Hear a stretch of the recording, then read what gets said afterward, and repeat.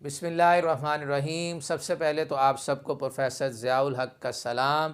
Class 11th mathematics unit 10 exercise 10.2 पे आज हम डिस्कस करेंगे क्वेश्चन नंबर 3 और ऑनवर्ड क्वेश्चन। तो आइए इसे स्टार्ट करते हैं।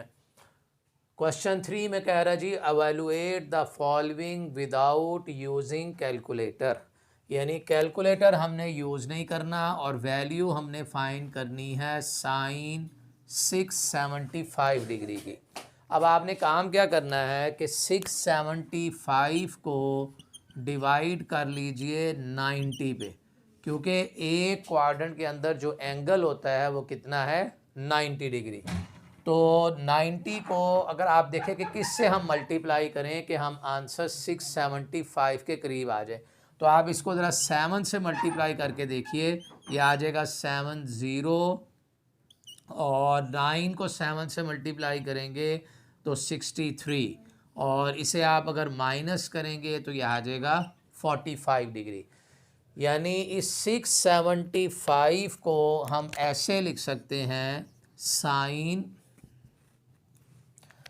ये जो 675 एंगल है इसे लिखेंगे 90 मल्टीप्लाई बाय 7 और प्लस का 45। भाई 90 मल्टीप्लाई बाय 7 प्लस 45 करोगे तो आंसर किस चीज़ के बराबर आ जाएगा 675 के। अब इसमें 90 का कोफिशिएंट ऑड आ रहा है।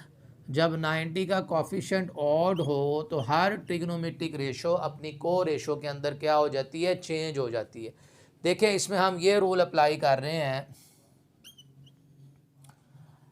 Trigonometric ratios of n into 90 plus minus theta is equal to co ratio when n is odd. यानी 90 का कोफिशिएंट जब भी ऑड होगा हर ट्रिग्नोमेट्रिक रेशो अपनी को रेशो के अंदर चेंज हो जाएगी। भाई साइन किस में चेंज हो जाएगा, कॉस में, जब 90 का कोफिशिएंट ऑड होगा। अब इसमें एक मसला रह गया कि हमने देखना है कि ये क्वाड्रेंट कहाँ पे आ रहा है। 90 मल्टीप्लाई बाय 7 किस जगह पे है, इसके लिए हम यहाँ लिखेंगे 0 1 2 3। अब 90 का कोफिशिएंट 7 है तो 0 1 2 3 4 5 6 7 इस जगह के ऊपर आ रहा है। 90 मल्टीप्लाई बाय 7 का मतलब ये है कि हम इस जगह पे हैं, और यहाँ से कुछ एंगल को आप ऐड करेंगे तो ये क्वाड्रेंट बन जाएगा फोर्थ क्वाड्रेंट, और फोर्थ क्वाड्रेंट में साइन की वैल्यू जो होती है वो नेगेटिव होती है, और ऑड होने की वजह से साइन चेंज हो जाएगा कॉस में। एंगल हम ये वाला उठाएंगे 45 डिग्री। हाँ एक बात है कि अगर आपने ये काउंटिंग नहीं करनी तो जो भी 90 का कोफिशिएंट है ना उसको आप डिवाइड कर लीजिए 4 पे। 4 पे डिवाइड करने के बाद आप रिमाइंडर देखें कितना आ रहा है। इसका रिमाइंडर आ रहा है 3 इस जगह पे है, और वैसे भी हमने काउंट करके देखा 7 इस जगह पे आ रहा था। तो जब कोफिशिएंट बड़ा हो तो फिर काउंटिंग की बजाय हम क्या करेंगे, 90 के कोफिशिएंट को 4 पे डिवाइड कर लेंगे। अब जो cos 45 की वैल्यू है वो किस चीज़ के बराबर होती है जी, 1/√2 पे। अब आप वेरीफाई करने के लिए साइन 675 डिग्री करेंगे तो वो माइनस का 1/√2 आएगा कैलकुलेटर पे, लेकिन एग्ज़ाम में हमें विदाउट यूजिंग कैलकुलेटर और टेबल ये स्टेटमेंट लिखी हुई आती है। नेक्स्ट देखिए टेंजेंट 5 π/6 जी, टेंजेंट सेकंड पार्ट है, टेंजेंट 5 π/6। तो टेंजेंट, अब इस 5 π/6 एंगल को हमने कैसे लिखना है, इसमें जो एलसीएम गिवन है डिनोमिनेटर में वो हम वैसे ही लिख लेंगे, जो भी वैल्यू दी गई है डिनोमिनेटर में वैसे लिख लें, और यहाँ पर लिखिए प्लस का पाई लिखें, प्लस पाई। यहाँ पर एक करेक्शन भी लग रही है मुझे, क्वेश्चन नंबर 3 का 25 है भाई, ये 5 π/6 नहीं है बल्कि यहाँ पे 25 है, 25 π/6। तो जो डिनोमिनेटर में वैल्यू दी गई वो वैसे लिख लिया। अब यहाँ पर आपने लिखना है प्लस का पाई, और प्लस पाई में अब मैं क्या चीज़ ऐड करूँ कि आंसर आ जाए 25 पाई। तो भाई मुझे ऐड करना पड़ेगा इसमें 24 पाई। 24 पाई प्लस पाई, आंसर दोबारा कितना आ जाएगा 25 पाई। अब इसके अंदर दूसरी शर्त ये है कि इन दो नंबर्स को डिवाइड करने से आंसर हमारा इवन आना चाहिए। अब आप देखें 24 को अगर आप 6 पे डिवाइड करेंगे तो ये आंसर इवन आ रहा है। जब आंसर इवन आए आपने एलसीएम अलग अलग कर देना, यानी ये आ जाएगा 4 पाई और प्लस का पाई बाय 6 और इधर है 25 पाई बाय 6। तो ये हमारे पास आया है जी 25 पाई बाय 6 का पाई बाय 6 को टर्मिनल एंगल आ गया। और को टर्मिनल एंगल्स के ऊपर ट्रिग्नोमेट्रिक रेशियोज़ की वैल्यूज़ क्या होती हैं, सेम होती हैं। यानी आप 25 पाई बाय 6 लिख लें या फिर पाई बाय 6 लिख लें, इन दोनों से आंसर जो है वो सेम आएंगे। और टेंजेंट पाई बाय 6 होता है 30 डिग्री, यानी पाई रेडियन होता है 180, उसको 6 पे डिवाइड करेंगे 30, और जो टेंजेंट 30 है उसकी वैल्यू किस चीज़ के बराबर होती है 1/√3 के। ये था जी सेकंड पार्ट। नेक्स्ट है पार्ट नंबर 3, कोसिकेंट 2130।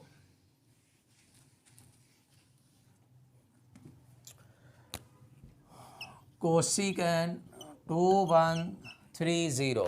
अब इस 2130 एंगल को आप डिवाइड करेंगे 90 डिग्री पे, तो 23 से आप मल्टीप्लाई करके देखिए। 23 से मल्टीप्लाई करेंगे तो ये आंसर आ जाएगा 2070। ठीक है, इसके करीब करीब आपने आंसर लाना है। वो आपने देखना कि मैं 20 से 19 से 21 से, तो 23 से मल्टीप्लाई करने से आंसर 2170, और 2130 में से 2070 माइनस करेंगे तो ये आ जाएगा मेरे पास 60 डिग्री जो है। तो इसका मतलब ये हुआ कि ये जो कोसिकेंट 2130 था इसको लिख सकते हैं 90 मल्टीप्लाई बाय 3 और प्लस का 60। अच्छा, अब 90 का कोफिशिएंट अगेन आप देखिए ऑड आ रहा है। ऑड के ऊपर ट्रिग्नोमेट्रिक रेशियो ने क्या हो जाना है, चेंज हो जाना है। और कोसिकेंट जो है वो किस में बदलेगा, सीकेंट के अंदर। कोसिकेंट सीकेंट में चेंज हो जाएगा। लेकिन उससे पहले आपने देखना है कि ये 23 मल्टीप्लाई बाय 90 किस क्वाड्रेंट में आ रहा है। इसके लिए आप जो 90 का कोफिशिएंट है उसको डिवाइड कर लें 4 पे। अच्छा भाई, 4 पे डिवाइड करेंगे ये 5 पे आ जाएगा 20, और माइनस करेंगे तो इसका रिमाइंडर किस चीज़ के बराबर आया, 3 के। तो यहाँ हमने लिख लेना जी 0 1 2 और 3। अब 90 मल्टीप्लाई बाय 23 इस जगह पर एंगल है, क्योंकि रिमाइंडर का आंसर कितना आया, 3 आया, ये जगह बताएगा। और यहाँ से आप कुछ वैल्यू 60 डिग्री एंगल ऐड कर रहे हैं इस जगह पे, तो भाई क्वाड्रेंट कौन सा बन जाएगा, फोर्थ क्वाड्रेंट। और फोर्थ क्वाड्रेंट में जो कोसिकेंट की वैल्यू है वो क्या होती है, नेगेटिव होती है। और जो कोसिकेंट है वो चेंज हो जाएगा सीकेंट में। और cos 60 जो होता है ना 1/2 है, और जो सीकेंट 60 है वो उसका रेसिप्रोकल वैल्यू है। तो आंसर किस चीज़ के बराबर आ जाएगा, -2 पे। कैलकुलेटर पे चेक कर लें, कोसिकेंट 2130 को लिख लें 1/sin 2130, तो आंसर आपको किस चीज़ के बराबर दे देगा, -2 के। नेक्स्ट देखिए पार्ट नंबर 4। पार्ट 4 में है secant 55 degree over cosecant 35 degree और प्लस का साइन 48 ओवर कॉस 42। अब इसमें हम जो प्रॉपर्टी यूज़ करेंगे वो ये वाली है। ये प्रॉपर्टी क्या है कि को ratio of complementary angles are equal. Complementary angles वो होते हैं जिन दो एंगल का सम किस चीज़ के बराबर आ जाए, 90 डिग्री के। उन एंगल्स को हम क्या बोलते हैं, कॉम्प्लीमेंट्री एंगल्स। जैसे आप देखिए 55 और 35 जो है, 55 और 35 इन्हें आप ऐड करके देखें तो ये आंसर हमें कितना दे रहा है, 90 डिग्री। तो ये दोनों एंगल एक दूसरे के क्या हैं, दोनों एंगल एक दूसरे के कॉम्प्लीमेंट्री एंगल्स हैं। तो कॉम्प्लीमेंट्री एंगल्स के ऊपर को रेशो की वैल्यू क्या होती है, सेम। इसका क्या मतलब है, देखें कोसिकेंट 35 और भाई 35 का कॉम्प्लीमेंट एंगल कौन सा है, 55, और कोसिकेंट की जो को रेशो है वो कौन सी है, सीकेंट। तो ये दोनों वैल्यूज़ आपस में क्या आएंगी, सेम आएंगी। इसी तरह आप देखिए 48 साइन 48, तो 48 का जो कॉम्प्लीमेंट एंगल होगा वो होगा 42, क्योंकि 48 और 42 का सम किस चीज़ के बराबर है, 90 डिग्री के। और जो साइन है उसकी को रेशो कौन सी होती है, कॉस। तो इसका मतलब यहाँ पर साइन 48 और कॉस 42 बराबर हैं। तो आप ऐसा कीजिए इसमें कि सीकेंड 55 डिग्री डिवाइडेड बाय ये जो कोसिकेंड 35 है इसकी जगह पर भी लिख दें सीकेंड 55 प्लस साइन 48। भाई साइन 48 की जगह पर हम लिख सकते हैं कॉस 42, तो कॉस 42 डिवाइडेड बाय कॉस 42। अब ये सेम हो गए, ये आंसर भी 1, ये आंसर भी 1, और इनका सम करेंगे तो आंसर किस चीज़ के बराबर आ जाएगा, 2 के। तो ये सारी एक्सप्रेशन जो है वो 2 के बराबर। नेक्स्ट देखिए पार्ट नंबर 5।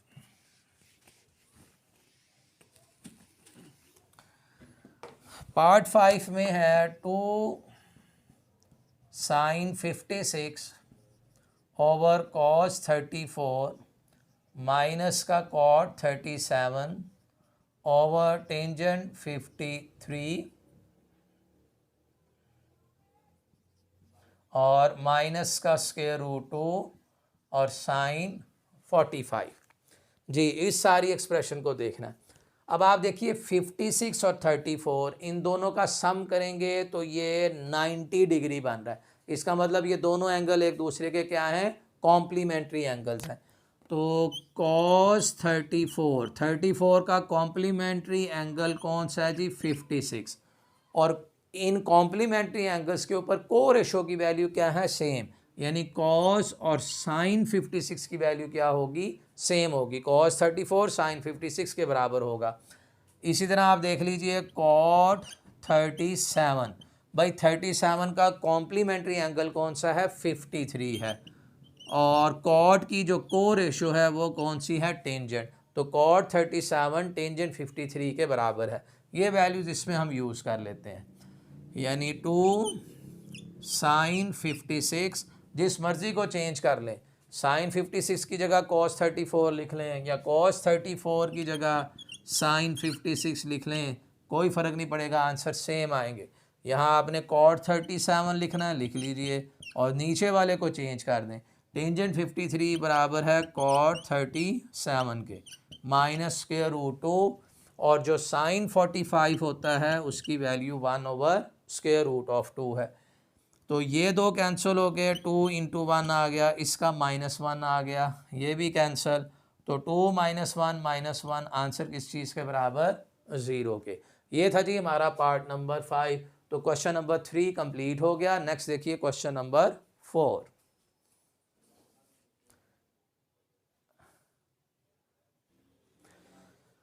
जी नेक्स्ट है क्वेश्चन नंबर 4। इसकी लेफ्ट हैंड साइड लिख लें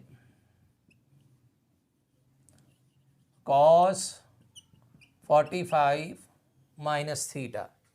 अब इसके ऊपर हम जो फार्मूला यूज़ करेंगे cos अल्फ़ा माइनस बीटा, जो बराबर है जी cos alpha cos beta plus sine alpha और साइन बीटा।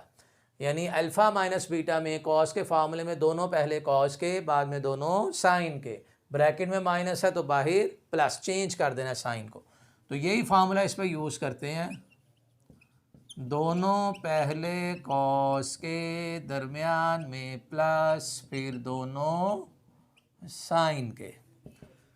अब ये cos थीटा प्लस का साइन थीटा, और साइन 45 एक ऐसा एंगल है, यानी 45 एक ऐसा एंगल है जहाँ पर साइन और कॉस की वैल्यू सेम आती हैं, और वो वैल्यूज़ क्या हैं, 1 ओवर स्क्वायर रूट ऑफ 2। यहाँ से जनाब 1 over square root 2 common, cos theta plus का साइन थीटा। तो 1/√2 cos theta plus sine theta, यही रिलेशन हमने प्रूव करना था। छोटा सा एक क्वेश्चन था, सिर्फ फार्मूला आना चाहिए कॉस अल्फ़ा माइनस बीटा का। तो इसी का सेकंड पार्ट देखिए, उसकी लेफ्ट हैंड साइड लिखें। उसकी लेफ्ट हैंड साइड है जी tangent 45 plus theta, tangent 45 minus theta. अब इसमें फार्मूला जो यूज़ होना है वो टेंजेंट अल्फ़ा प्लस बीटा का लिख देते हैं। टेंजेंट अल्फ़ा प्लस बीटा बराबर होता है tangent alpha plus tangent beta over 1 minus tangent alpha into tangent beta. दूसरा इसमें फार्मूला यूज़ होगा टेंजेंट अल्फ़ा माइनस बीटा का, टेंजेंट अल्फ़ा माइनस का tangent beta 1 plus tangent alpha और टेंजेंट बीटा।